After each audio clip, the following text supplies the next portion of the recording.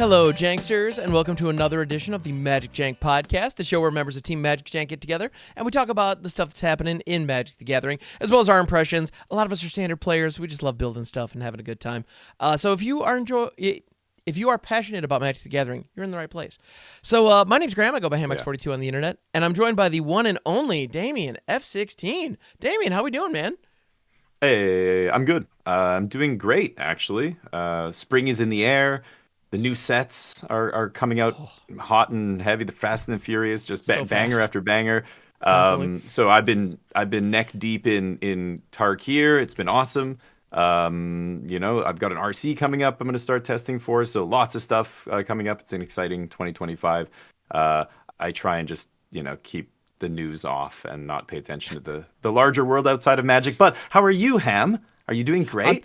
I'm doing great, again, because I'm not really watching the news regularly, which it's funny you mentioned that. This weekend I made a point of turning on just like NPR for a little bit, and they had some cool, interesting stories that have nothing to do with kind of the greater picture, and then every now and then they would just drop those little political updates, and it was just like let's get back to Magic. Yeah, Magic. I'm gonna switch back to my Brandon Sanderson audiobooks and my Magic the Gathering coverage. Let's do that.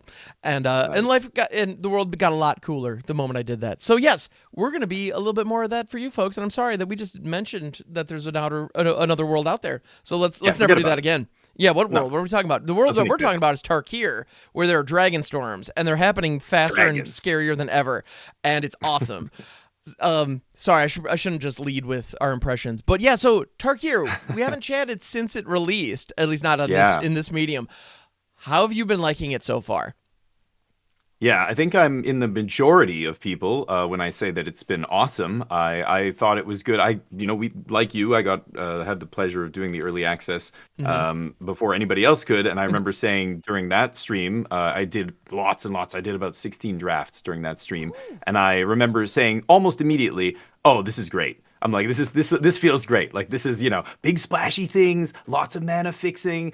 Dragons. The dragons actually matter because there's a bunch of dragons care. I care about having dragons in my dex cards. So many dragons matter cards. Yeah. Absolutely. Yeah. So it's been great. It's been awesome. And I've been drafting all week. I know we wanted to touch on some constructed, but I have been keeping my finger on the pulse of constructed. But for me, it's just been nothing but draft the entire week. So you tell me, how have you been? Before I pass it over though.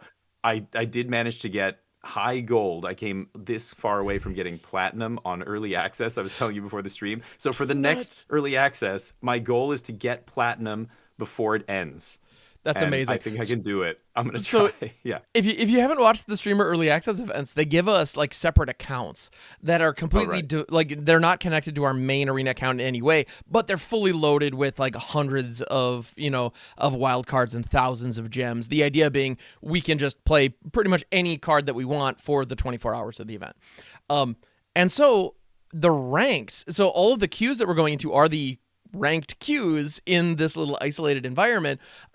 But as you can imagine, we're all starting at bronze, 4 with no progress whatsoever. And so to get that far in less than 24 hours, or exactly 24 hours, as it were, that's nuts. You have to be sick. You got a special kind of sick person. You got to be committed to climbing that hard, which is great. And I mean, to climb in limited is already, can already be challenging, especially for, folks who don't play much limited like me. I know you're more into it than I am, but yeah, it's wow. But I'm also playing against content creators. I played Sam Black. I played against Reed Duke. I played against, a bunch of the other content creators on our level who aren't Hall of Fame pros. And True. Stuff like that. It's a little tough, but it's weird because when I stream, I do a 24-hour stream, and you can tell the quality, the caliber of player floats depending on what time of day it is here in North America. I find when it switches over to a lot of North America and Europe being asleep, in Asia and other parts of the world are online. The competition changes, and it's smaller, much smaller crowd. I run into more of the same names over and over, like I'm sure you do in constructed. Oh, absolutely. Well, yeah, I know with my schedule, I'll usually do a little bit of the afternoon, and then I'll do more in the morning, Eastern time here in the States, and then I'm online till the server shuts down. In the early morning hours, it's a lot of, it feels like there are 5 of us that are in the queues, and we're all just kind of keep, tagging each other, which is fine. It is what it is. is. I'm glad that I'm not alone in there. But yeah, you just see the same names repeatedly. A lot of times, even though it's a best of one queue, you end up in like kind of a best of 3 scenario just by virtue of how it lines up. Yeah, right. So yeah, Exactly. I get that absolutely. Yeah, Cool. well, and on top of that, they even like the drafts. They start for the first few hours. I think it's like the first 6 or 8 hours or something like that. They have the premium draft where you're actually at pods with other players, and then they switch over to the quick draft model where it's all against AI, just because trying to fill a full table of 8 is just really difficult. Which it's a creative solution to just keep the limited environment moving. But yeah, you can tell. Yeah. As soon as it gets to the end of that premium draft period, it's already starting to struggle. Like I'm sitting there for like 4 minutes in a pod of real people, and I'm just like 5 minutes waiting for it to fill. And then after that pod, bam, we're in quick draft. It's like they realize, okay, these aren't filling quick enough, and that's it. But so it's an experience. But getting back to the set, it's a great set. I loved it. Now you loved it. You've been playing more limited than I have. What is your takeaway from limited? Or I've been absolutely adoring it. So for me on my streams, I will generally, I mean, the thing that I generally focus on is like deck building. That's what and constructed. It's very much kind of what I do and kind of the audience that I've been trying to cultivate on Twitch. And so a lot of times when I do draft a new set, sometimes I'll even do it offline where I'm not even streaming it. I'll just jam a couple of drafts like before going to bed or something, just to like you're saying, it's a cost-effective way to gather the set, without spending a ton of wild cards or gems, which, and so it's a good idea in general if you're trying to get your collection all the way up. But most of the time I'll usually draft like 4 or 5 and then spend whatever gems I got on packs and just say whatever and move into standard, and just accept that I'm not going to carry a wild card balance on my account, and that is what it is. So that's usually the way I handle it. This set was very different though, because Tuesday hit, I did my sealed token, I did my draft, and I was like, I think there's something special here, and sure enough, I'm having fun, right? I'm enjoying it. I'm not like checking a box. I'm not grinding to get wild cards. I'm like enjoying playing this game, and it's very engaging and very cool. And I forced white in like my first 7 drafts, and I have no regrets. It was just so good. Nice. It's like whether I'm mobilizing or enduring, I'm having a good time. You gravitated to the mechanics, like you like the basically. Yeah, the token element of it, and some of them, it's funny. Or on my 3rd draft, I think it was my 3rd or 4th draft, and I was doing all of these live, and I actually drafted for like 2.5 days. This past week on my channel, which I never do. Like that was very out of character for me, and. But I had a great time, and I was like, whatever, I'm just going to keep letting this ride. And we had a blast. It was awesome. Cool. And honestly, like even right now, I'm pivoting into, back into standard and really focusing on trying to find some interesting deck brews and, whatnot. And there's a part of me that, I'm kind of looking forward to the next time I get my gold back up to 10K so I can hit another draft, because they're a blast. Ooh. Yeah, I'm looking forward to it. Been planted, Ham. Now you're going to be slowly turning to the dark side. It's going to be a thing. Well, actually, one thing that I'm doing on my channel right now, just to try to combat burnout, I give myself a little bit of grace on Wednesdays to play anything I want. And so I've been doing Final Fantasy VI, which has been a lot of fun. But I have this kind of like wild card, one day a week. I'm going to do something else. I will be available. Yeah. We will be jamming, but I'm just going to do this. And this week, I wanted to do drafts. Like sorry, Final Fantasy fans, I'm going to put it on the, I'm setting it aside, and we're just going to keep doing this. And, and it's just managing burnout is so important. But it's what you got to do. Same thing. Yeah, like I play other games and stuff. It's what you need to do. I don't know. Some people seem to be able to just play one format, one thing all the time. Constantly. I mean, limited is nice because it's always changing, but it's true. But I say all that because at the end of the day, I want to be in this draft environment, and like it's just fun, and I'm not sick of it yet. Normally, I would have gotten sick of it, 6-7 drafts ago, and I'm not. I'm still interested. I'm still engaged. Nice. So I think it's I don't know if it's an all-timer, but I know for me it is.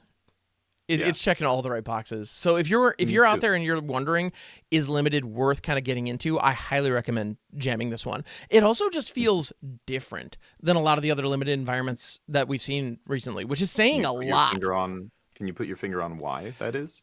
I think a big part of it is the mechanics are unique enough. Like the Omen Dragons, for example, though they make a significant difference. There are some commons and uncommons where even if you have one copy in your deck, you might be able to recycle them in a way that is different. There's also a lot of very obvious like checkbox cards that we see in every single set. There's the shock with sets mechanics. There's the cancel with sets mechanics. There's the 5-mana reanimation thing that is somehow tied to the set mechanics.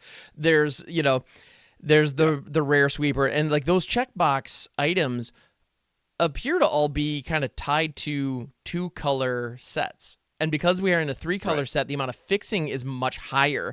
And a lot of those kind of traditional checkboxes that I know I've become kind of accustomed to seeing at common and uncommon just aren't there. And like, or they're very different. Like the honey mammoth in this set, is like there's the rare dragon that gains life when it enters, which is very strong. Big chonkers, and there are some big chonkers, but just the 6-mana thing that gains you like 3 or 4 life.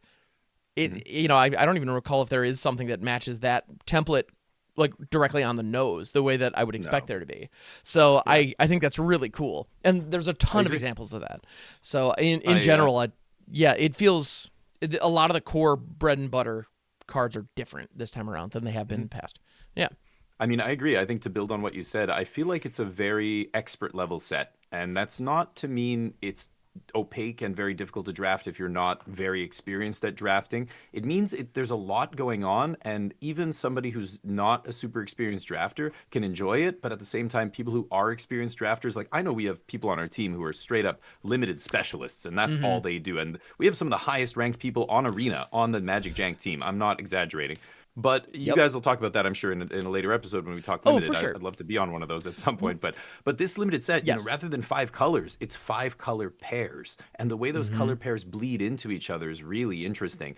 And so because cons revolves around these 3 color, we've seen this before, whether it was, shards in Alara or the factions in Streets of New Capenna, that kind of thing. Some of those sets were not big hits limited wise, but this one does. Like they just nailed the balance between all of them. None of them feel terrible compared to the other ones. There's multiple identities within each con, within each 3-color grouping. So just a ton of depth and a ton of expert level gameplay. Like I found, when I started the early access, I was very high on 1 or 2 archetypes. Like I was very high on Sultai right away, and even a little bit on Mardu or Jeskai, but then I thought Temur was not great. It had so many of these commons that I didn't think were good. But by the end of early access, the respect I had for some of the like the Dragonstorm Globe or whatever, the Globe, and even the 5-mana Artifact Dragon, the 3/3, like those cards are actually good in this format. I could not believe it. Tons of removal in the format. Every color gets a Doomblade, keeps the aggro down, so it's a nice slow format. You get to do your splashy stuff, have your big dragons, and you don't get punished for it as much. But yet aggro still kind of represented the red color pairs like Mardu and Jeskai can be really aggressive. But yeah, sorry, the Globe. You wanted to go on? Yeah, it's great, right? Globe. We're in an environment, we're in a limited environment where there's a common mana lith and it's good. Yeah. Are you kidding? Usually they're not. Usually they're not. They're just too slow. They're too clunky. Or you don't want the fixing as much. But the dragon matters part is so relevant because all the dragons are good. A bunch of things they did in this set where, like you said, you nailed it when you said they had, checklist cards. A bunch of the things they do often in sets is have a cycle of cards, right? 1 in each color or 1 in each color pair if it's Ravnica, etc. That does something similar or is the same type. They're all enchantments or they're all adventure dragons like in this one, Omen dragons. But I found a lot of times when they do cycles like that, some of them are misses. There's only 2 or 3 of them that are really good. But man, all of the cycles they have in this, almost every card in each cycle is playable, from the enchantments that ETB and get bounced if you play dragon, to all the dragons themselves with omens, to I can't even think of all of them. The 2-mana removal cycle. Yeah, the exhale cycle. The molten exhale, caustic. They're all interactions. Awesome. They're cheap interaction in each color, and they're all kind of the dragon breath weapons. And a lot of removal. Cool. The blue one is a counterspell. It's just they just fit. It just works. So they nailed it, right? So you say it's not an all-timer, and I right now I think it's too early to say. I agree with you. But there's a lot of people who are already like, this is one of the greatest limited environments we've seen maybe in years and years, maybe all time. So we'll see how it pans out. But I'm really enjoying it. Is there anything else you wanted to add? Because I do want to talk about Standard too. Tarkir Standard's kind of wild, Yeah. but When it comes down to it, I mean, we're going to be doing a deep dive. We're going to make sure to get Headology in to do that episode at some point in the not too distant future. And Damien, I would love it if we can make schedules work. If you could join us for that, that'd be sweet. I'd like to. Yeah. But you know, as far as just top, you know, I think it's just too early to say. If in a month, some folks who are, you know, who know draft are saying this is like the best set ever, I'm not going to correct them. You know, it's just, I mean, I wouldn't be surprised. Awesome. Yeah. Because, and honestly, it's also fitting because Cons of Tarkir has this kind of this air of being, you know, that is oftentimes cited as like the best draft ever. So the fact that they're able to follow that up, I mean, those are big shoes to fill, and they hit it. You know, it's very impressive. Very rare just to capture lightning in a bottle like that twice. But this is a great set, so go and enjoy it. Even if you're not, you know, an expert level drafter, don't let the advanced kind of depth of the set you know, push you off of drafting it, because it is still very doable, you know, fulfilling and everything, and you will win even if you don't know how to draft, you know, all the intricacies of the 5-color dragons deck or the, you know, like the mill deck. I drafted an insane mill deck yesterday. It was awesome. There's a combo mill deck. It's wild, but anyway. Well, and, and some of the, honestly, the other thing is like 3-color big spells are normally unplayable, and they're normally traps that like newer players fall into. I would love to hear newer drafters' experience with this, because the cards like Mammoth Bellow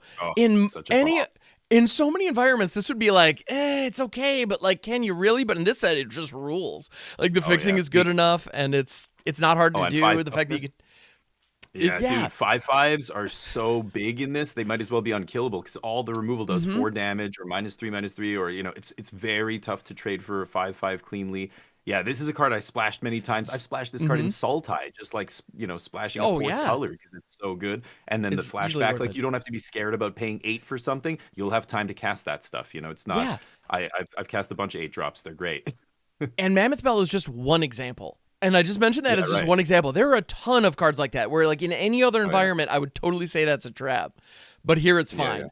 And so I think if you're new to drafting, just know that you need to prioritize fixing in this environment. And I think as people kind of get wise to that, but there's so much to go around that you'll probably be all right. You know, as long as you kind of take that in mind. Follow your heart. Don't let your dreams be dreams. There was one deck where I actually drafted 2 copies of Sib-Sig Ceremony and a whole bunch of like indestructible creatures, which was really cool on paper.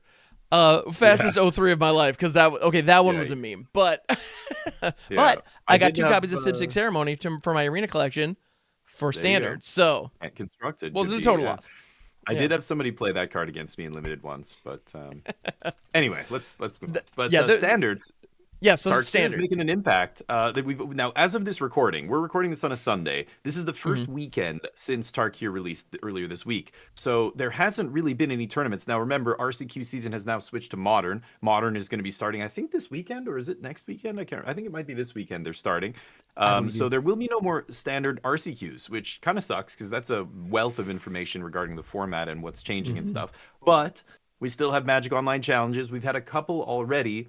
And I'm, I've been playing so much limited. I haven't waded into Standard, but there's a few decks that I think picked up some nice stuff. Esper Pixie, I think, got the most obvious pickup in the 2-mana Kirin, the white 2-mana Flash Kirin. Okay, so they got another bounce card, but it's not like an insanely powerful tool in their arsenal. It doesn't let them suddenly attack on a different axis. It's kind of just what they're already doing.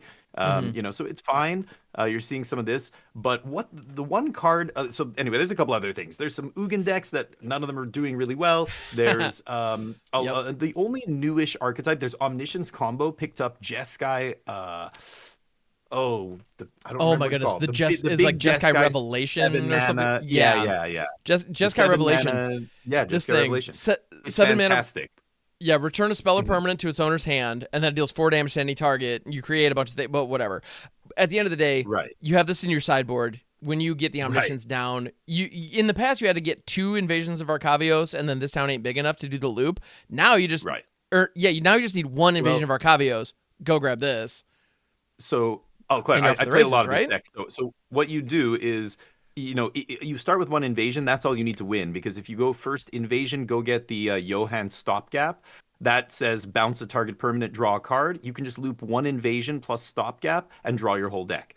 This is doing the same thing as stopgap, except instead of just bouncing your invasion to your hand and then invasion gets this back out of the graveyard, you also do 4 damage to any target, create 2 1/1 monks with prowess, draw 2 cards, and gain 4 life on every loop. So this obviously is way faster and way better than just drawing stopgap and going. But as soon as you go, Invasion of Arcavios, you go get the Revelation instead of Johann Stopgap. So it's just a big upgrade there. It actually lets you run a couple other. You don't have to play a couple of the other cards that were in the sideboard. So it frees up a couple sideboard slots. So anyway, that deck gets to pick up a couple tools.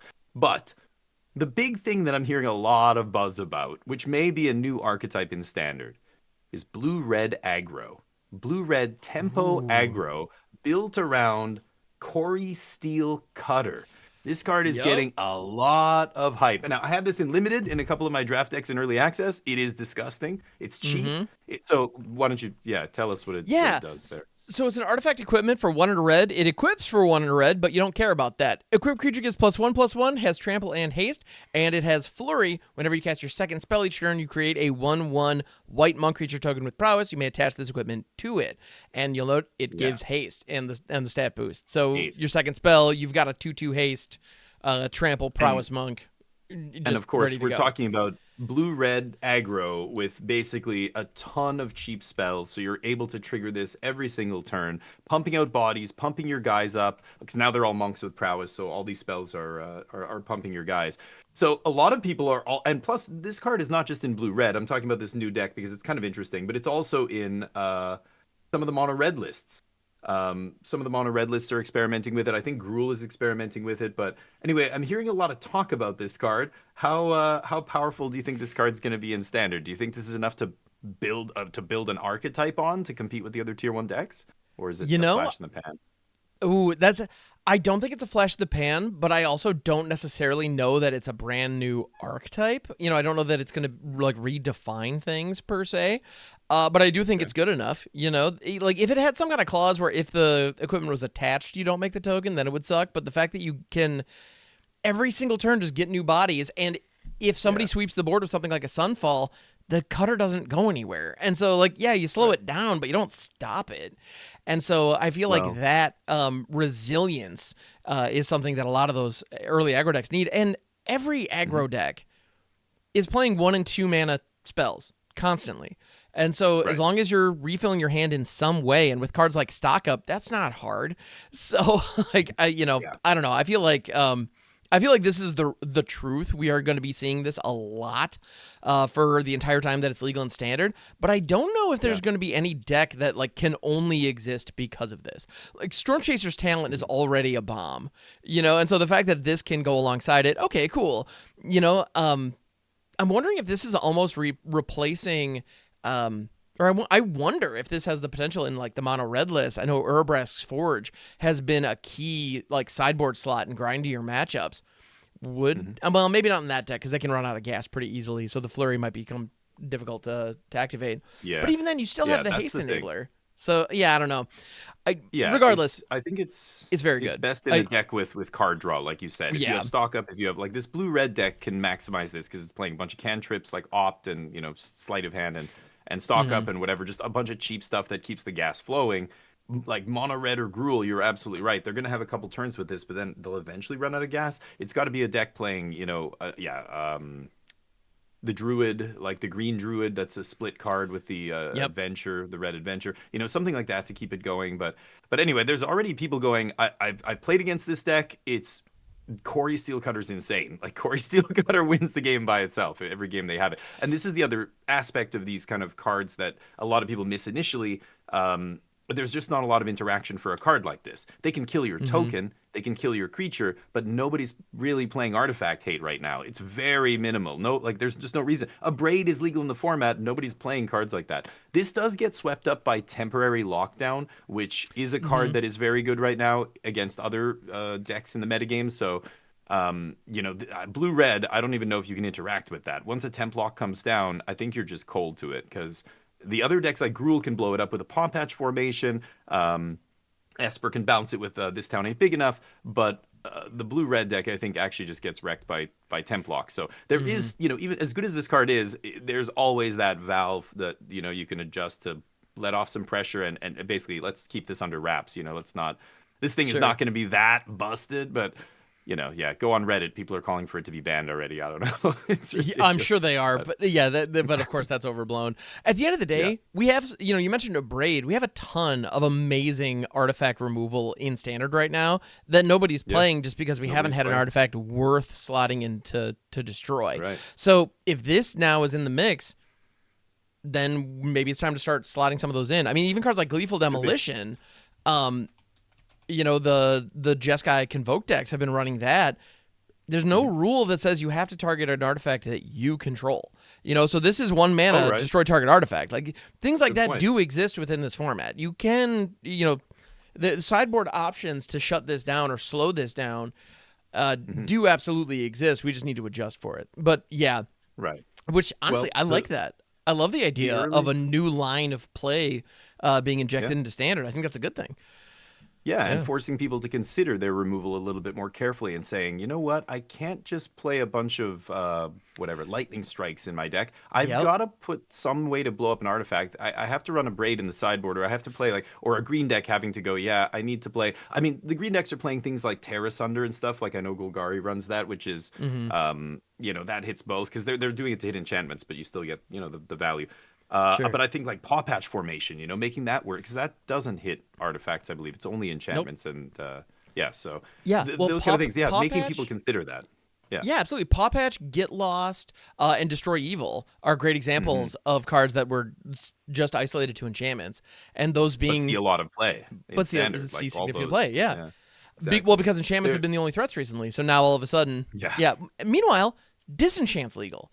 Just actual disenchant is legal, and like maybe I play it. Yeah, I played an I do too Omniscience sometimes. sideboard, the Omniscience Yeah. combo sideboard. You have to play it for their rips and their ghost vacuums and stuff. So Yeah, there it's a is big one deal. other deck though. I Anyway. wanted to mention. So Corey Steel Cutter, I'm seeing that as the big winner of the first weekend after Tarkir coming out in Standard. It's put Yep. up a bunch of top 8, or there's a couple challenges with some top 8s with Demir or with Blue-Red aggro and Blue-Red showing up, but there was also a top 4 Jeskai Control. Somebody top 4 to Ooh. challenge 60 players with Jeskai Control built around Shiko, Paragon of the Way. And I know a lot of people have been talking about this card. You look at your face. Yeah. I love Ham this is card very so excited. I much. know you love Shiko. So what does Shiko do? So Lot of Shiko words. is a legendary spirit dragon, the spirit dragon of the Jeskai. 4/5 flying vigilance for 2 then Jeskai, so blue, red, white. When Shiko enters, exile target non-land card with mana value 3 or less from your graveyard, copy it, then you may cast the copy without paying its mana cost. You'll notice that is just Right. a spell out of the graveyard. Any So I spell. actually, I have a couple of like brews with Shiko in multiple formats now. I'm a big fan of this card, and I'm curious what Well, I'm Yeah, going to what the- disappoint you a little bit. what's the There are no competitive setup? there are no 3 blind mice in here. I'm Aw, so sorry. The reason that I love Yeah. that, by the way, that Damien's alluding to, that deck is coming to the my YouTube channel soon. Don't worry. It's if you copy 3 blind mice with this, the 3 blind mice come in as a token, and then it can copy itself. So this does the thing Yeah. that the completed Tameo was doing. If you remember that flavor of the Yeah. week deck Oh, from like right. 2.5 years ago, you can do that again in standard, which is great. And And Caretaker's that's Talent fine. fits that too. But I anyway. think the problem is those cards I think just don't stand alone well enough. Like it's great Yeah. when you have this in play and you have the thing in the graveyard, but like when you Well, the draw 3 synergy- blind mice, you have nothing to do with it, or like there's Yeah, other, the I don't synergies know. are powerful, and I'm tinkering to try to find a good mid-range deck that can take advantage of those synergies. I'm working on it, but Yeah. it's yeah. tricky. I've seen a couple Yeah, lists. Yeah. But the one card or the main card that is being brought back here is Rediscover the Way in this control Ooh. deck. So it's a saga, so it naturally puts itself in the yard after it's done doing its thing. And then Shiko bringing it back just as pure card advantage ends up being really powerful, I guess. So you're bringing back that, you're bringing back... I mean, it lets you cast any 3 mana spell. So you've got 3 steps ahead, you can loot, you've got, a bunch of cheap removal, you've got Stock Up, which is insane to flashback. Disgusting. Yep. You've got Split Up, which is a sweeper that if this is untapped and your opponent's board is tapped, you literally play this, exile the sweeper, Plague Wind. That's insane. just a bunch Yup. of bangers. And then, you can tell this deck is very untuned. When I look at a list like this, there's very few four ofs, and I can tell that this person doesn't really know what the optimal, package of removal is here and counters. They're playing like, 3 change the equation, 2 get lost, 2 ill-timed explosion, 2 lightning helix, 2 no more lies, 2 rides end. So 2 2 2 2 2 3 3. You can tell they don't. They're just trying to cast a wide net. Let's figure out what we're okay. Rides end is the best. Okay, let's move to 4 of those. No more lies not working. Okay. I'm seeing a lot of change the equation, especially in blue-white control. That's what I'm playing in the main deck of my version of blue-white right now. It's insane. That it seems like a sideboard card, like Flash Freeze almost, or some, change the equation is just a 2-mana counter. I'm getting on a tangent here, but anyway, seeing them in the main deck, it's great right now. If you are playing Standard and you are playing a blue-based control deck, I think you definitely want to pack a few change the equation in the main. It's so good against. Well, I mean, just look at how much of the metagame right now is like 1 and 2 mana cards. It's crazy, and it's the majority of decks you're going to run into.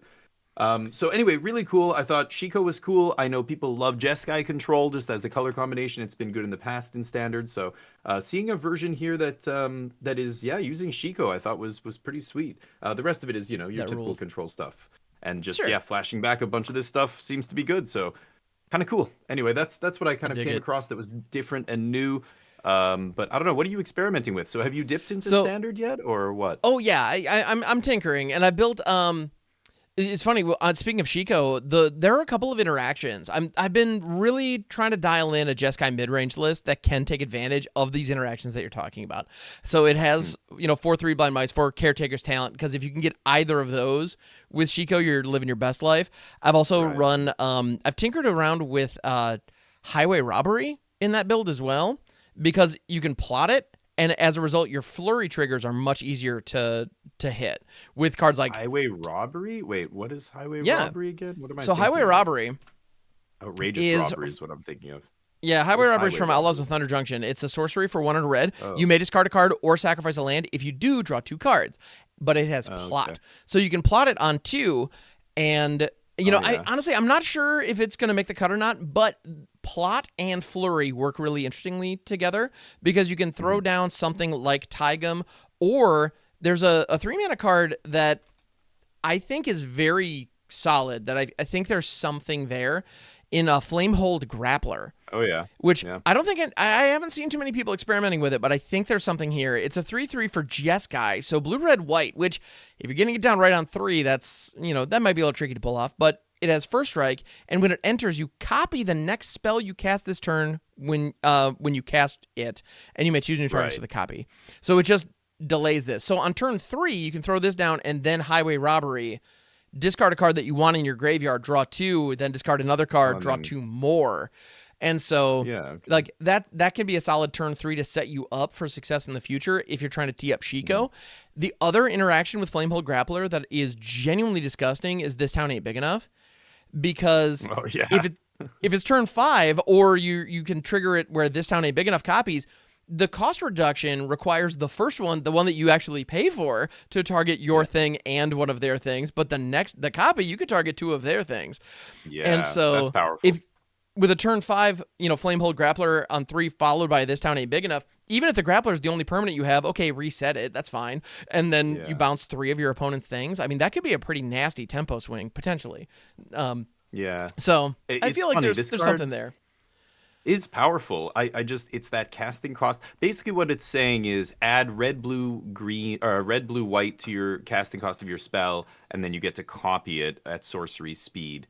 Like you have to do this on your main phase. This guy doesn't have flash or anything. So is that worth it? So like part of me says, okay, if I want to copy a spell, I want to copy something big. But then that doesn't really work the greatest with this, because then the big thing's already expensive. This is making it, 3 mana more, and it's tricky to cast. That's not really gonna, you're not gonna play this and play the Jeskai. I keep wanting to say Jeskai Ascendancy. Or Revelation. That new Jeskai Revelation. But with cheap spells, it's still pretty insane value. Like you mentioned, this town ain't big enough for 2 mana. Like on 5, that's reasonable. Or even on 4 mana, just play this, torch the tower, bam, like kill 2 things. Yeah. I guess what happens if you bargain the first one? Does the second one? I believe it does. Copy? I believe you would. It does. It would right? recognize so you would that. do 3. So anyway, like things like that could be interesting, but it's so weird. To where do you fall with this? Is it just a value card that just lets you copy a removal spell, or is it like, are you doing some huge sorcery that's getting copied and it's busted and you win the game? I want to do the latter, but I Sure, feel like of the course. former is the only thing that makes sense right And now in Standard. But one thing that I want to figure out with this, I want to figure out how to splinter twin this with like a molten duplication or something like that. Like, how can you get like multiply it so you can get multiple copies, and then somehow flash that back so you can get multiple copies? Like, how? Like, I don't know. I can't help you there. I'll leave that to the Jank Lords. You guys figure. I'm working on it. I'm working on it. Yeah. Well, I haven't quite figured that out yet. Though I'm trying to find the lines with Flamehold Grappler, Storm Chaser's talent, this town, the 3 Blind Mice Caretaker's talent, Shiko thing. I'm trying to find where that can become actually like a viable but maybe silly mid-range deck on the ladder. Like, I'm trying to figure that out. I feel like there's something there. This is just for arena ladder. That's powerful enough. Like, that's pretty powerful already. I feel like there's something there. Yeah. Sure. Well, and this is also a 3/3 first striker on top of everything else. So I mean, it's a decent body the opponent has to respect. So yeah. So exactly, I'm trying to find the arena ladder version for that, but at the same time, the jank possibilities are there too, which I'm intrigued by. Yeah, I'm hopeful. Yeah. So yeah. Cool. Yeah. Good stuff. But yeah, I'm gonna get to testing this week. I've got the RC coming up next month, so I'm gonna start doing some heavy testing. So next podcast, I'll have an update on everything I've played and what I see people playing out there. But those are some early things. Or sorry, what else are you working on? That was one thing. Is there anything else in the hopper? That's one. The other one that I'm trying to figure out, which at this point is definitely not where it needs to be. We were mentioning Sig Ceremony. Sig Ceremony is a goofy card. It is like the most brazen I dare you build around that Wizards has printed in some time. And anytime they give you an I dare you, I have to. Like, Cam's like, hold my beer. That's it. Oh man, you are on. Let's go. So yeah, it's absolutely a card that has it's bad. Actually, if anything, it reminds me of there's an old card that I have like 3 copies of that nobody cares about, and I will never be able to sell for anything more than a dime. Called Death Pit Offering. I don't know if anybody out there remembers this. It is an enchantment for 2 black. When Death Pit Offering comes into play, sacrifice all creatures you control, but creatures you control get +2/+2. And so it's this 4-drop enchantment that boosts, it's a double Glorious Anthem in black, but you have to give up your entire board in order to have an anthem for later. It's just terrible. Like, it's a really bad card in what it's but at the same time, maybe there are ways to abuse it and ways to make it work. Little kid me wants to pair this with Breeding Pit, I want to say. What was the card from Fallen Empires? The black enchantment, Breeding Pit, was it that called? Sounds right. Breeding Pool? No, yeah. Anyway, where it pumps out thralls. It pumps out like thrall tokens every turn. Right. Anything that pumps out a bunch of tokens every turn, that would be pretty good. Yeah. Right? Breeding Pit. Yeah. That's so fun. There you go. Your end step, 2 4-mana enchantments. Yeah, there you go. Perfect. Nailed it. But yeah, so that kind of thing, that kind of value is interesting and fun. But the reason that I mentioned that, the reason that I kind of bring up this memory that I have is the payoff for this card wants you to have creatures in play, but the cost for having this card, it punishes you for having creatures in play. And Sig Ceremony is in that same kind of design space. It's a 3-mana black enchantment, and it's legendary because, it had to be, because otherwise it could get nuts. Yeah, but creature spells you cast cost 2 less. So all your creature spells now are notably cheaper. Like, that's a big reduction. It's big, yeah. But whenever a creature you control enters, if you cast it, you destroy that creature. Then you create a 2/2 black zombie druid creature token. So trying to find an angle with this is just, it's goofy and it's weird, but there are lines and there is opportunity. One version of this, I was actually very fortunate on Friday. I was tinkering with it, and there was a member of the chat who was new to my channel, just popped in and be like, by the way, I'm working on this combo deck, and there are a bunch of things I thought of, and I can't remember their Twitch name right now. I'm so sorry. But they were an absolute angel and just delivered a ton of like cool interactions. And it comes down to, a lot of like 3-mana cards that, reduce down to 1, but draw you cards when they enter. Like Soul Spinner or Spinner of Souls is a huge one for that deck. Because what it does if you have it live prior to the Civ 6 ceremony, every time one of your other creatures dies, you get to draw a creature card, basically. So Spinner of Souls is a 4/3 reach. Whenever a non-token creature you control dies, you may reveal cards from the top of your library till you reveal a creature. You put that in your hand, the rest go on the bottom. And so you run that alongside colorless cards, like the, I think it's Helpful Teddy, which is a 2-drop artifact that when it dies, each player draws a card. And then you have the Market Back Walker, which, because of the cost reduction, can come in with one counter, die immediately, and draw you a card. And so there are these kind of interactions where you just keep refilling your hand with these things that you're playing out for free. There's a card, Gleaming Barricade, which is, 2-drop, and when it dies, you make a treasure. And so those treasures are helping you play for your 3-drops, and then Outcaster Trailblazer is in the mix with the ultimate goal of hitting an Imodane's Recruiter. And so it hits. All your druids get buffed and can swing immediately. So you basically play out your entire deck as 2/2 zombie druids hitting Imodane's Recruiter. So what color? What are you, Jund? Jund. Yeah, it's Jund. Yeah, okay. It's Jund, and you make sure that all your lands can produce black. Is really I was gonna say, triple you have card, to, because the triple pips. So yeah, are you trying to get that into play as quickly as possible, like turn 3 ideally? Generally, no. Actually, the goal is to establish the Spinner of Souls first, and then stick the Civ 6 the following turn. This thing has to be in play for that to happen. So, okay, yeah, I see. But there's another card that is a terrible card from Brothers War. I'm gonna say I like this card. It's bad, and it's always been bad, except in this one instance. Gixian Puppeteer is a 4/3 for 4. Whenever you draw your second card each turn, each opponent loses 2 life and you gain 2 life. Whatever. It's bad Sheldra the Apocalypse, if that's all you read. But it has this ability, when it dies, you return another creature with mana value 3 or less from your graveyard to the field. And so that can reanimate the Spinner of Souls if it's relatively early in the process to keep things moving. It can bring you back it can pull back the Imodane's Recruiter if you had a misfire and that wasn't lethal previously. So it's a fun combo deck.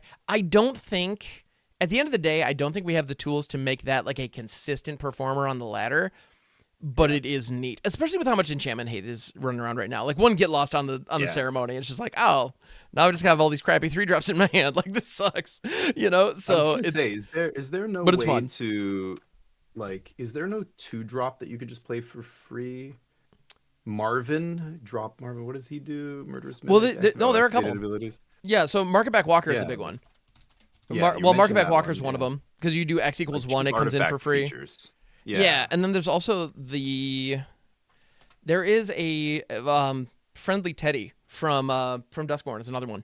It's a 2/2 for 2, and when it dies, each player draws a card.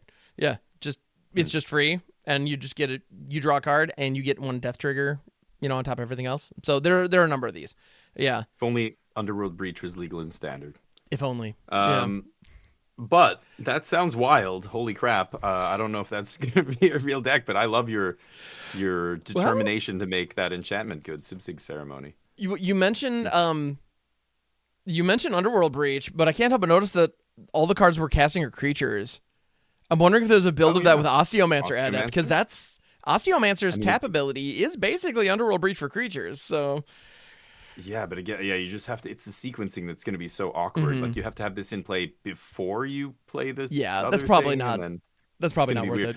It might work, but yeah, it seems like so many moving parts. But anyway, it is cool, and it's fun to try and break something like that. Like, I think that's what Wizards does when they make a card like that, is they go down every avenue and go, okay, they're going to try and do this. They're going to play cheap artifact. What are the cheap artifact creatures in Standard? Are they Teddy? Is that it? Okay, we'll let them have. That's not broken. All right, enough. That's fine. Like, you know what I mean?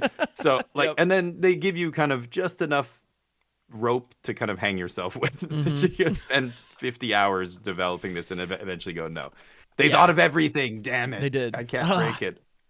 But another one that's kind of in that same lines that I actually went up against somebody trying to make it work on the ladder, which I gotta say, mad props, is Breaching Dragonstorm and Quintorius. That's something that I know some folks are trying to make work, where it's just one of those, like, similar to the Geological Appraiser back when that was a thing, where it's just spins infinitely. The problem is, if you have 4 copies of Quintorius, we don't have a Spark Double in Standard that can copy it and really take that to the next level. But is an intriguing idea, and it's funny, I was actually able to that deck, I think, was probably the optimal version of it. It was running Trumpeting Carnosaur and Scroll Shift and a lot of ways to just blink the enchantments and just get a ton of ETBs, and it was cool, and it was a powerful setup. but I was able to outgrind it, mostly because I used a Get Lost on the first Quintorius. And so there was like one, I literally, like the game ended and I was at 2 and they decked out. You know, like had that first passive Quintorius trigger happen, I would have been gone. And like that, and they would have 100% had it. But this so is in 2025. It's like that's what you mean. You pin your whole deck's hopes and dreams on a 5-mana sorcery speed card. Like that's tough. Like even if it doesn't get countered, and even if you survive long enough to cast it, and even if all this, it still just dies before it does anything sometimes, and it's tough. That said, I mean, we have Scroll Shift, Breaching Dragonstorm. Quintorius's passive is able to generate damage as you do these kind of cascade spins. I mean, there might ultimately be something there at some point. I just don't think we have it yet. You know, like there, at some point. Yeah, at some point. Although I was wondering, because ultimately, that deck, it ended up just not barely able to pull it off. I was curious if we threw a 1 copy of Felden's Cane into it. I mean, it could be a whiff early on, but it also resets the whole thing.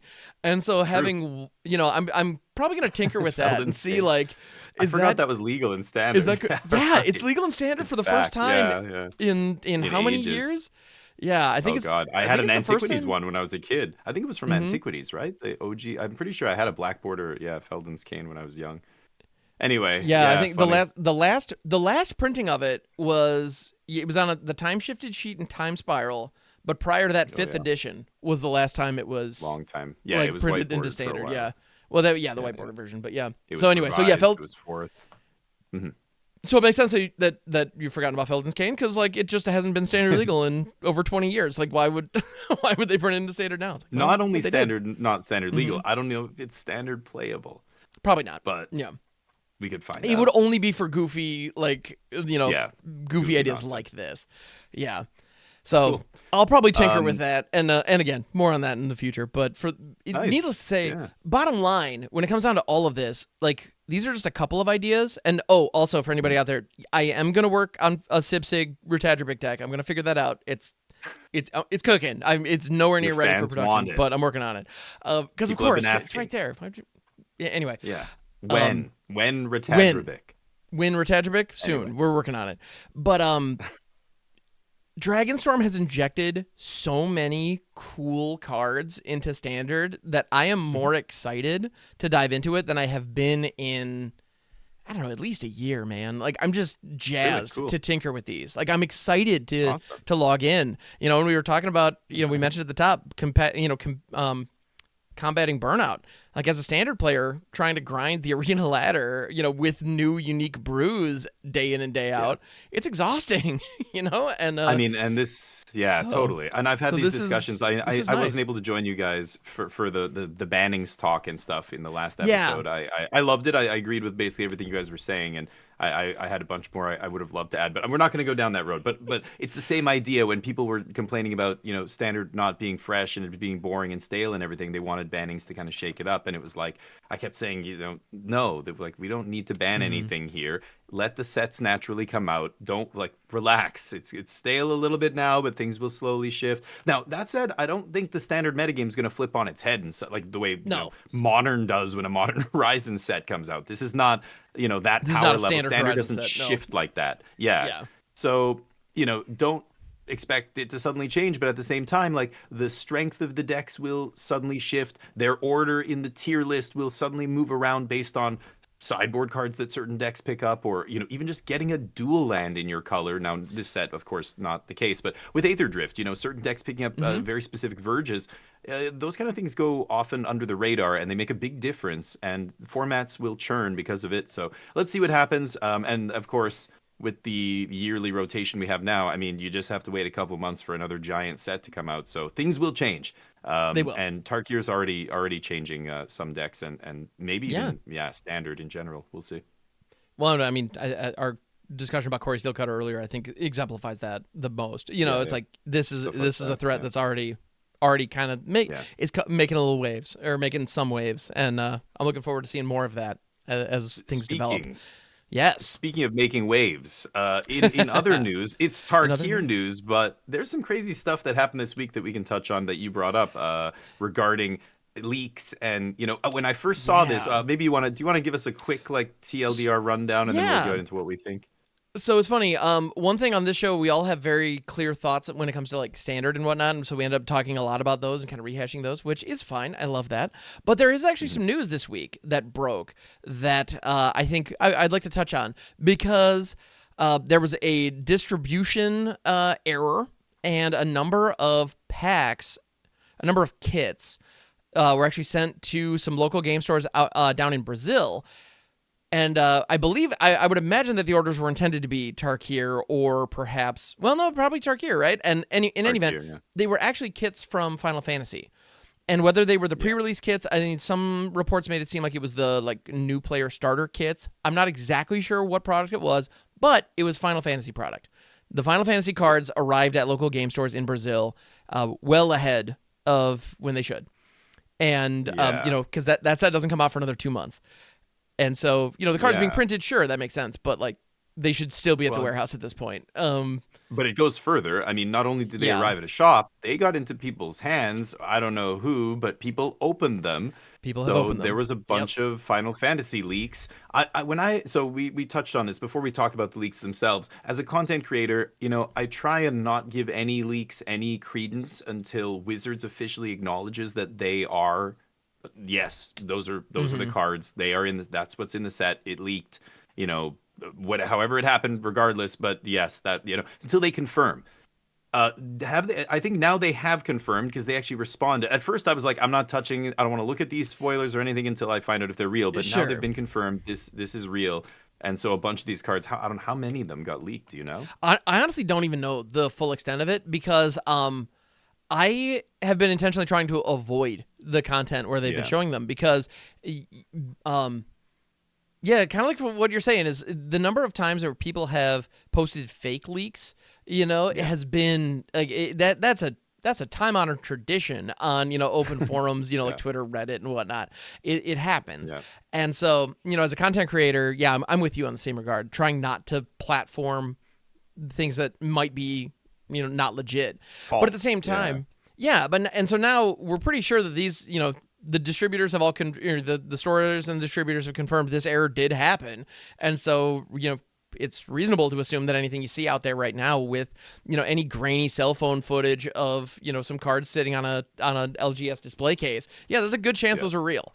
There's, and that those are the real designs and the real cards. So it's not AI, because the giant gnarly fingernails. That's only humans. AI knows how to clip nails. The big thumbprint, like right on the side of the image. It's just why is there always anyway. Yeah, anyway, and they never. But they're out there. So if you do want to check out some of the Final Fantasy stuff, I think I had seen a couple of them, but now that they're officially like verified as being the real thing, are you still just gonna avoid looking at them? Or that's where things get weird and interesting, because on the one hand, that things are difficult now, and it puts us creators in kind of a weird spot, because these cards are out there. They're public knowledge, whether there's, clearly they're not supposed to be yet, but they are. And so the audience is now aware of them.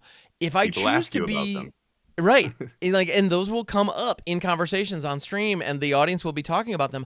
I usually prefer not to engage with leaks, just because it's funny, because honestly, what it comes down to is I've had the privilege of being able to work with Wizards, for preview cards and, in their ambassador program. And I want to stay in their good graces. I'll be completely honest with you. Like, selfishly speaking, I don't want to platform anything that is against their best interest. It's really just, that is what it is. Like, it seems as a creator, it seems like maybe a poor business move, if, as far as that relationship is concerned. But the flip side of that's also true, because now when the previews happen, if I'm trying to get excited and platform some of these cards and talk about how cool they are, the audience is like, dude, I saw that 2 months ago. Like, I've already thought about all these different combos that you clearly haven't, because you haven't been spending time engaging with them. Building around them, and totally. So all of a sudden, like, I'm behind the 8 ball because I didn't engage with them. And so honestly, what I will probably do, I haven't done it yet, I will probably offline look at them, but not make content about the leaks, is probably what will end up happening, which is a shame. Because I am excited for the Final Fantasy set. I'm really looking forward to it. I'm a big fan of that franchise, and I know the cards are going to be cool. Yeah, it is kind of It's crappy, it's and I'm it's not. it I mean, sucks. I love Final Fantasy. I've played many of the Final Fantasy games going back to my childhood, Hmm. but I'm not like some super fan, or I love the lore and the worlds, and I play the MMORPG still or any of that stuff. But at the same time, I still don't like when this is how I find out. This is how I read cards and see them get spoiled. I like the way Wizards. I want it to be the way Wizards does it. At least, Yeah, and Ugin, and they won't tell you what they blank out the text box and they only show you parts of it, and that's part of the fun. It's like Christmas. It would be absolutely. like if you, I mean, as a kid, and I've experienced this, you go hunting for your Christmas presents early, and you may find one of them or whatever, and as a kid, you're like, oh my God, blah blah blah, but that almost makes it worse. You're just too dumb as a kid to realize on Christmas Day now you're like pretending to be excited because you knew Right. you were going to get this thing. Yeah. Finding all the presents early does suck, and that's kind of what Yeah. this feels like. So I haven't looked at them, but I'm under different kind of my relationship with Wizards is very different, and I've spoken about this many times on my channel. I don't need to speak about it here, but I'm under no such kind of policing of myself or anything for them. So I will Fair enough. happily say whatever I want about them, and I will look at the leaks. But right now Hey, I haven't, and I don't really care because again, the set doesn't come out for months. Why would we even care about that now? There'll be lots of time to right. look at this, in a few months or whatever, 2 months, whenever the official spoilers start, Hmm. right? So I'm in no Yeah. rush to look at them, but it really is too bad. Yeah. And I think there was a little bit of backlash regarding how Wizards approached the returning of the cards. They basically, Hmm. what did they do? They My demanded they be understanding returned. My understanding is they demanded that everybody who received the kits have them returned. They would foot the bill for it unless the product came back damaged. Apparently, if the product Mhm. came back damaged, they were going to actually charge the stores, back for that. And that Yeah, didn't. That just fit well. seems. Yeah, Yeah, that doesn't sound right, especially because we know. I mean, anybody who has shipped anything knows that yeah, boxes it get get damaged in damaged. shipping, and it's just not Yeah, your fault. Like it is what it is. And I understand, like if it's in a retail kind of environment, like the retailer just kind of absorbs that cost out of to provide good service. But like at the end of the day, like why would you punish you know your business partners because they're yeah. for what is ultimately I mean, you know it was your the failure. distributor's mistake, right? The I distributor's believe, at fault yeah, here. presumably. Punishing the LGSs seems strange. Yeah, I Yeah, don't know. I I don't mean, know if it was an issue with the SKU, with whatever SKU got marked for the shipments, or if who the knows? wrong Yeah, physical boxes got grabbed. I have no idea. But right. yeah, regardless, it's unfortunate, and Anyway, yeah, it is what it is. And it's yeah. funny too. Another thing that I do want to acknowledge is when past leaks have occurred, which Mhm. actually we had a good 2 or 3 sets without leaks, which is That's a honestly I record. think yeah, it is a record. Honestly, this Now we used have to to be put just a we have to tradition. reset the sign. Now it's like We've this had many 0 sets hours until the since last leak. Yeah, since yeah. leaks. Like, Exactly. It used to okay, just be a back to tradition zero. where the official release schedule is like, oh, preview season starts on this day, so a month before we're gonna see photos. That Yeah. used to just be the cadence, and it hasn't been. You But now know, we're I back. wouldn't be surprised if it gets worse as we move deeper into Universes Beyond, because that's the kind of stuff that now you're appealing to a much wider fan base, and there's people out there who may not even be crazy about Magic, but they work at a warehouse and they know Star Wars or they know some big, IP that's Mm-hmm. coming, and they deliberately, like, I don't know, I feel like with the Universes Beyond stuff, there's a much bigger desire to leak this stuff than there is to just leak like Tarkir or whatever, like some Magic Yeah. set, just. So I Yeah. don't know if that's part of it, but. Exactly. Yeah. Um, With Tarkir, I mean, heck, some boxes might have arrived early for Tarkir, Yeah. and Wizards just like hang on to them for a couple weeks. Got it, no Yeah. problem. Like, and it was just not a thing. Like, But But you're a right. The Final hunger to see Fantasy, like, these, the desire whoa. to break Yeah, the yeah, news here, that is much more valuable yeah, to yeah. individuals who are looking to do that kind of stuff. Yeah. The other Yeah. detail when it comes to that is I know in the past I have absolutely been on the camp of like white knighting against leaks and like the propagation of leaks in any way. I'm done with Mhm. that. Like, I don't think you're doing anything wrong by engaging with it. I really don't. The White I think Knight's at the off end of the his day, horse. He's putting it mud is on what it himself. is. I'm, Through that. I'm gonna make the decision that that I think is best for me, my channel, and my relationship with Wizards. But like, I Yeah. can't blame anybody for choosing to look at them. I mean, they shouldn't be out Total there, no. but it's Yeah. not the audience's fault that they are. No. You know, Yes. Agreed. so Agreed. what can you do? Yep. Yep. Yep. Anyway, was there anything else in Magic news that you wanted to touch on, or honestly, what else? that was the big one. Yeah, that was the big story that broke. Yeah. Mm-hmm. Which is a shame to have that kind of return happen at a time when, man, Dragonstorm is just we're playing Magic again. The excitement for Magic is so high right now. Never more high. Yeah. I mean, and well, yeah. So this is going to be a wild year. This is going to be a really wild year. We knew that back when they announced the whole Universes Beyond thing and the fact that we're getting 6 sets and all that stuff. But then, with the political situation in the United States, the price of Magic cards for anybody living outside of mostly United States, because wherever they print Magic cards, as soon as they ship them, there's massive duties that are being applied now because of the tariffs and stuff. So I know people who have ordered, a $200 Commander deck from some site off TCG Player, and when you check out online, we talked about this before, like there's surcharges being added that you won't see until the product arrives. That's gonna really, because right now, like Final Fantasy is already pre-ordering for the most insane amounts of money. Like it's crazy. Talking to shop owners, I think we touched on this a couple podcasts ago, but this is going to be a wild year because you're right, all this hype and excitement. Tarkir just feels like old school, like back to our roots Magic again, and yet at the same time, like, oh, it's getting so hard to justify buying, your traditional, like a lot of people have these like kind of habits when they buy Magic cards. Like I buy a box of every new set. I had a lot of friends like this. They would always buy a box. Or these days I buy the Commander decks from every new set. Or I buy the, I go to pre-release every single time, or whatever it is. And now a lot of people are just like, I can't afford to keep buying even just the Commander sets from like the Commander sets in Final Fantasy. There's like 2 tiers. One of them is like $600, or I can't even remember how much it was retail. Yeah, the collector version of those decks is insane, and even the base version of those decks are fairly expensive. And so it's gonna be weird to see what happens. Like you're right. It's almost like this weird, like, I love the set design right now. We've got this banger limited set. The last limited set was a banger. That's rare to me. Like in the last few years, we've had a lot of mediocre sets. I know there's a lot of people who love draft and they think every set's a minimum 7 out of 10.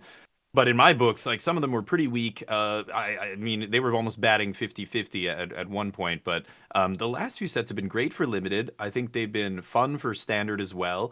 And yet, on the opposite side of that coin, just things are getting more expensive, and there's just like so much product coming out. It's going to be a wild year, and we'll see what the community can handle. I don't know how much they can absorb, how much of this product.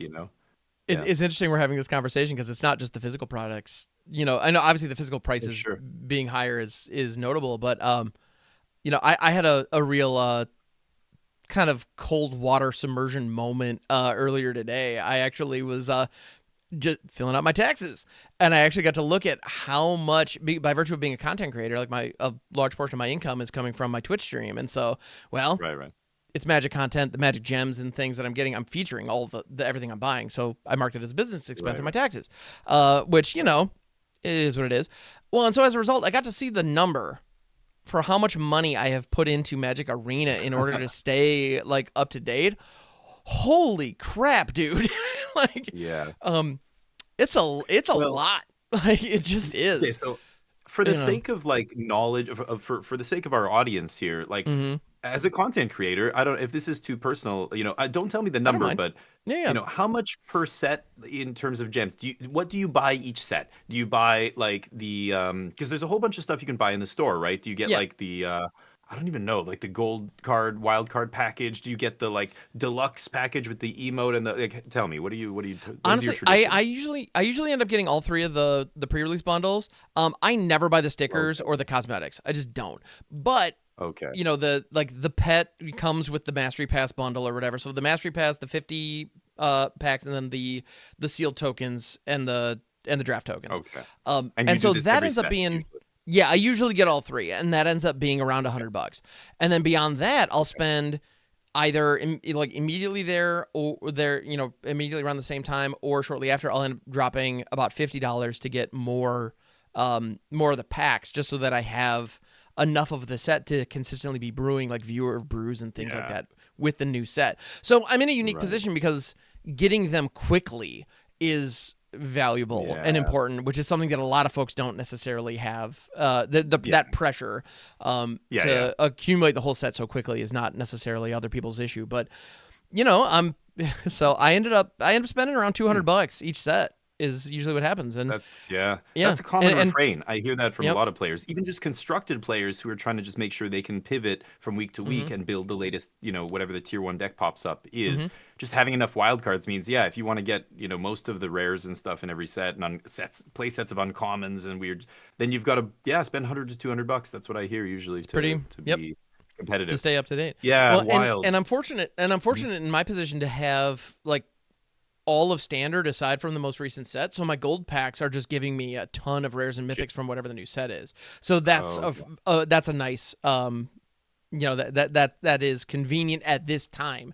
But I've invested a lot of time and money to make that happen. So it's good that you can write it off. Hopefully you get your tax returns thank goodness. back in time. Yeah. I know they're hacking and slashing people at the IRS right now. So goodness.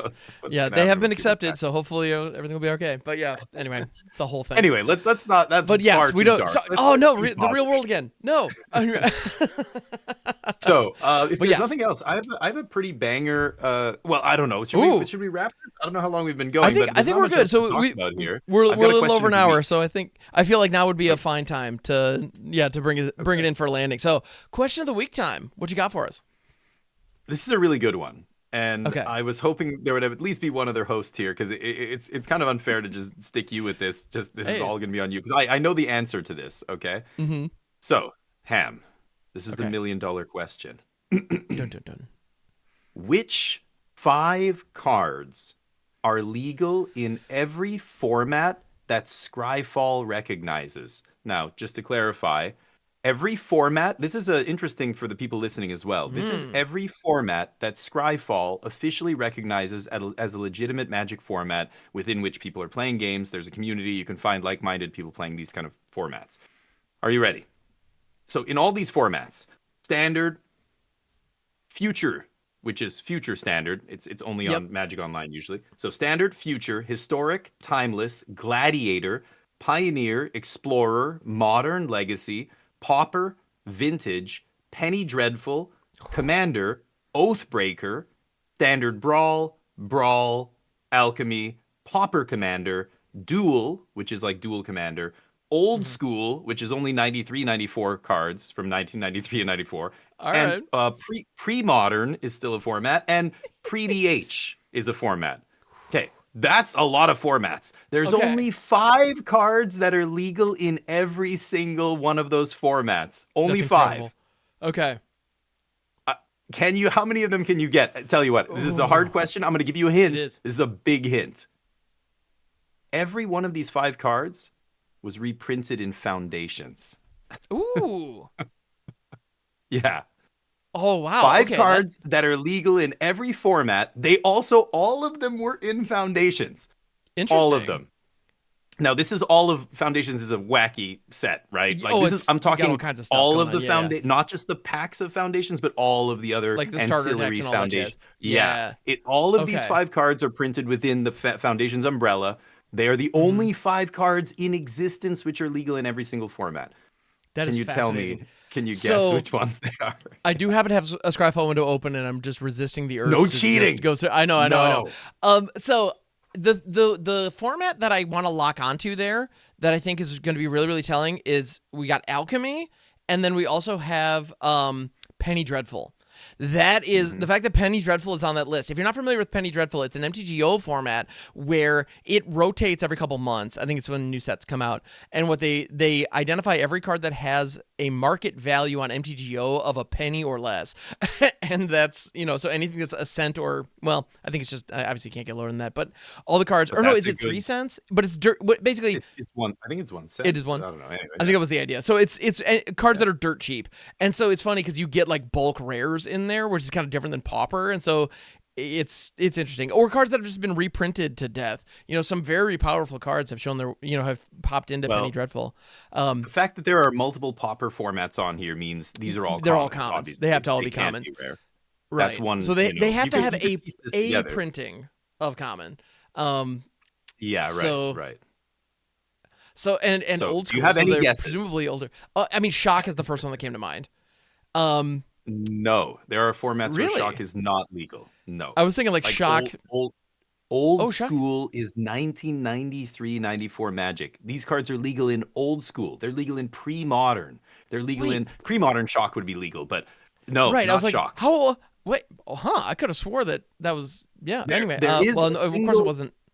Anyway. I could tell you the colors, but I don't want to give you too many hints here. Okay. They're all in Foundations. Go. What do you think? It's not Shock. So I mean, I'm trying to think. When was the original Duress printing? It was way too late for that. No.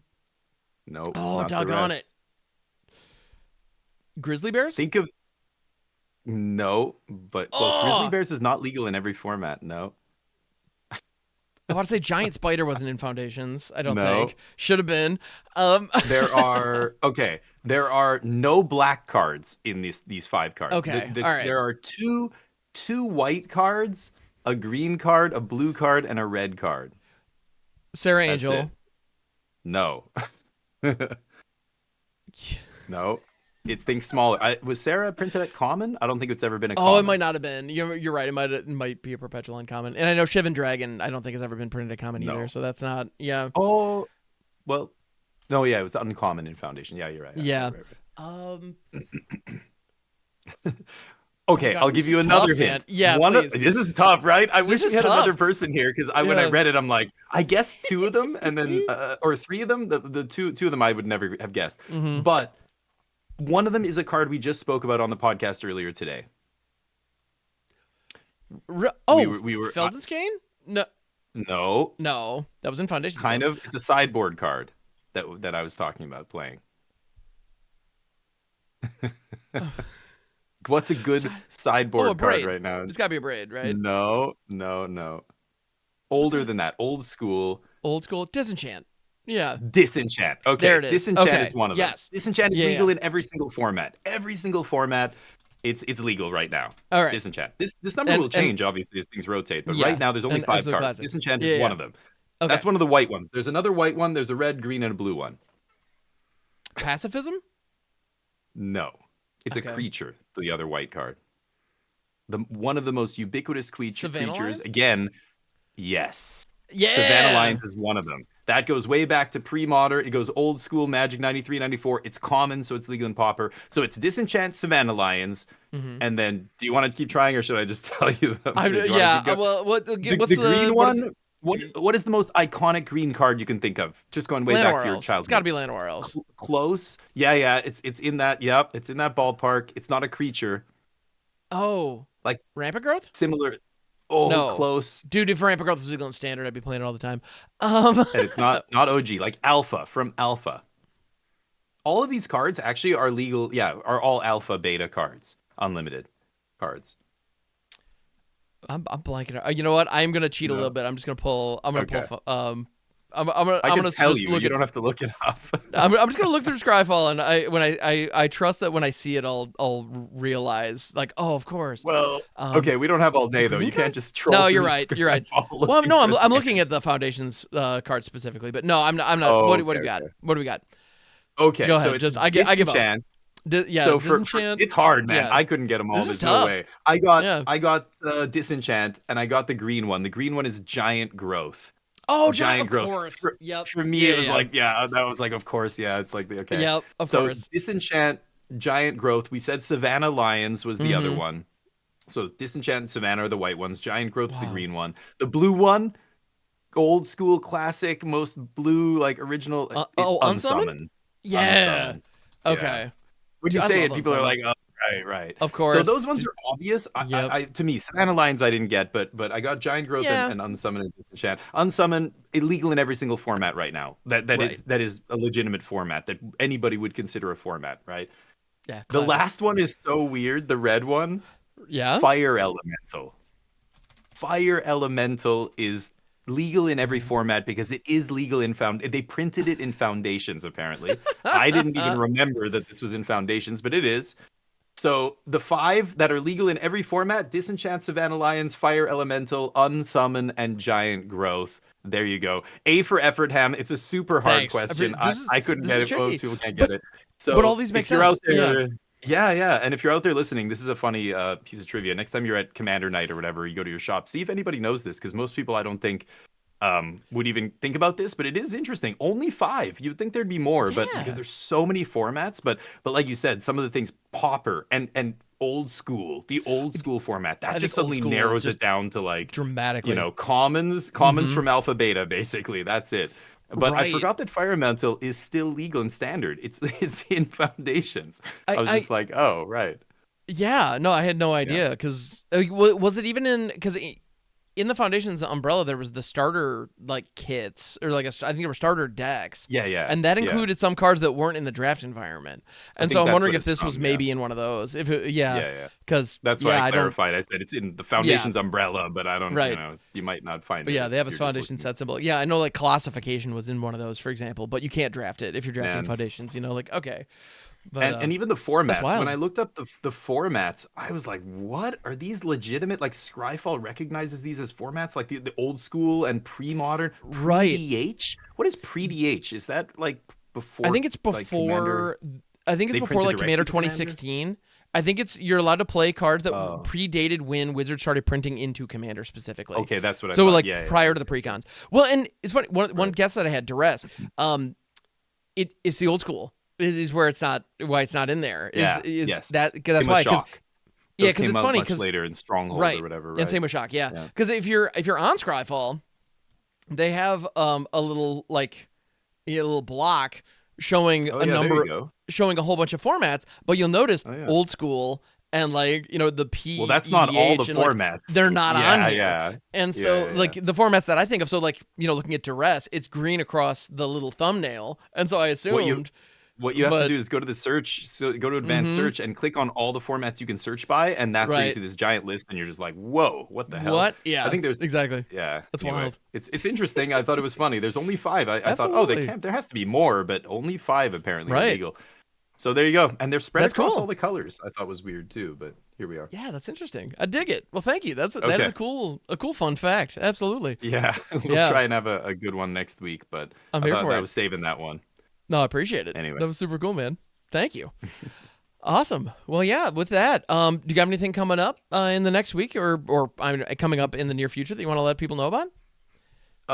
No, just we're gonna shift the channel focus to just competitive standard. I play mostly competitive standard when I'm streaming, but it's arena, so it's never, we'll play the odd tournament. I'm trying to play more of those, but we've got Jaffer's tournament coming up at the end of the month. I'll be playing in that. I don't know if you're commentating. I I believe I'm wanted to playing. say, yeah, you I, are, I, yeah. raised, I raised my hand volunteering. I believe I'm going Oh, to okay, be okay. commentating on there. Yeah, yeah, yeah. I Waiting for wanted to final details volunteer. as to win part, but yeah, yeah, yeah. I'm going to I be want there. to play in it though. I was like, I no, get you know that. what? I want to play in these tournaments because what I would tell people about when I was competitive, much more competitive than I am now, and I was actually PTQing and PPTQing, RPTQ. It was a different system back then, but when I was doing that stuff and going to GPs and everything, you take it seriously if you really want to do well. It's just like poker or other games. If you're going to be putting money on the line, the best thing you can do for yourself is be extremely meticulous with all of your data collection, with your testing. Like if you want to do good testing, it's not just you throwing a deck up on the arena ladder and jamming against random people. You've got to play direct challenges and battle. And so I'm going to be doing some of that. I'm going to be I have a spreadsheet I used to use. I'm going to break that out from the external hard drive I have up here. I think it's still on there, and show people this Nice. is how I can kind of all the data that I track when I'm playing matches. What I saw on my opponent's sideboard, out of their side, but what the matchup felt like, cards that were good, of the records of all the Mm, matches, obviously. Untap.gg and stuff already does that for Arena, but I'm going to be doing direct challenges with people and testing and kind of showing people, look, like this is how you should manage your testing so that you get the most out of your testing. Don't just like sit around with a buddy just playing random games like that. You'll get better at Magic playing games of Magic. But if you want to be like focused and is this sideboard good enough for this deck right now? What are these matchups really like? Like you've got to be really meticulous with your notes and everything. So we're going to be doing that. Basically, we're going to be shifting that's toward awesome. that. The only reason I'm doing it again is because this RC is coming up. It's been so long since I've gotten to play competitive Magic. So I thought, you know what? I'll show people my process, and this is how I didn't make it up. I got it from players much better than me, and saw what they did, listened, read what they talk about doing, and their testing. Like this is from pros and stuff, and you can do it yourself. It's not hard, but just being meticulous about all the Hmm. data and then trying to come to accurate conclusions about what's happening in these matches and which deck is favored against the other one, rather than just spouting what you read on Twitter or whatever, Right. like, or the seat of your pants anecdotal evidence, which may be totally different than the bigger picture, the reality, So that's what we'll be doing. That's what's coming up. That sounds fascinating. What about you? Actually, Yeah. We'll see. I'm going to be lurking more in your channel, taking notes, because the tournament testing process is one that I'm afraid that I'm more ignorant on than I would like to be. So that sounds like a really fascinating. Yeah. I'll deep share dive. the Yeah. Well, maybe next week. Once I have some data and stuff, I'll share the spreadsheet that I use. We'll maybe put it in the link. That'd be cool. I think and people can just download it. And honestly, if we wanted to like do a summary of that on a future episode, I think something like that could be really cool. Sure, I'm definitely curious how it's going. And yeah, twitch.tv/DamienF16. Everybody go drop a follow over there and check it out, because that sounds awesome. We'll be doing so far it's just been draft. So I kept telling people, because they're like, "Oh, I'm playing this deck," and I'm like, "Yes, we'll get to standard soon, but I want to draft more." Right. So we've been drafting, and now we're going to shift to that. So we'll see how it goes. But what about you? What's coming up? Anything big? Honestly, a lot of the big stuff that I have coming up is is offline. So if you're in Ypsilanti, Michigan in about a month, I'm going to be in a play, so that's a thing. Oh yeah, right. Yeah, that's awesome, dude. It's coming together, and and it's one of those. I gotta say, it's really cool being showing up to rehearsal and being like, kind of like plugged in and okay, but then looking around at the rest of the cast and realizing like, wow, like I'm doing okay. Like I don't think I'm doing bad or anything, but I'm the weak link here because these people are all amazing. Really? It's really cool. Wow, no. I'm sure you're doing great, dude. Well, I don't think I'm pulling anybody else down yet, and fortunately I have a relatively small part. But so it's community theater, it's fun. Right? It's community theater. Community theater. Yeah, nice. Yeah, it's called It's A Stranger in My Breakfast Nook, by the Neighborhood Theater Group out of Ypsi, Michigan. So yeah, if you're in the area, come check it out. It'd be cool. And other than that, I'm going to be making a lot more. I'm going to try to shift into deck tech content on my YouTube channel and be a little more intentional about that in the near future. Mm-hmm. So in addition to my Twitch streams, you're going to be seeing more of that in the near future if I am successful in being diligent and getting it done. So it should be fun. Nice. So yeah, cool. So a lot more of that stuff. But yeah, love to hear it. That's the name of the game, honestly. Yeah. Oh, sorry, go ahead. I was going to say maybe next week we can have a few more people on and hear what they're up to. I know the whole team's got stuff going on right now, but so definitely. Go check them out. All the MagicJank team. I think all their links are in the description. So everybody's up to something fun. Everybody who is in the rotation here, if you like listen to a past episode and you're like, oh, they were cool, where can I see them? Their links are in the description. I make sure that the hosts of the current episode are at the top of the list, but we're all down there. So go ahead and drop a follow for any of those folks. So yeah, cool. Good stuff. And Damien, thank you so much for joining me. Always a pleasure, my friend. Pleasure. And all right, everybody, thank you for tuning in. We appreciate you, and we'll catch you on the next one. Later. See ya. If you're looking for an alternative marketplace online for Magic the Gathering singles and sealed products, I have great news for you. MagicJank.com is an online marketplace for people who love all Magic the Gathering has to offer, even the jankier bits. Join the MagicJank marketplace with your own storefront. Whether you're a small business or a hobbyist with more bulk lying around than you'd like, MagicJank.com can help your products reach new customers who love the game as much as you do.